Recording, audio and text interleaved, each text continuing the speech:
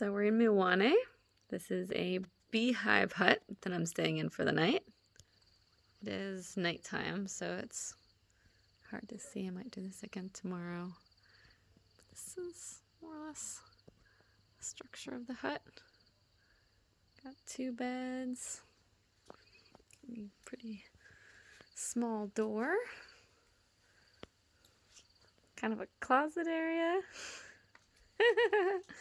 And we got upgraded to the en-suite bathrooms.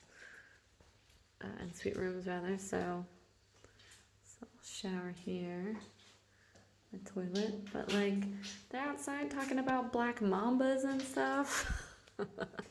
there's some electricity obviously, but like 2 plugs in the room. Just to show you how I compare to the size of the door. That's the top of the door.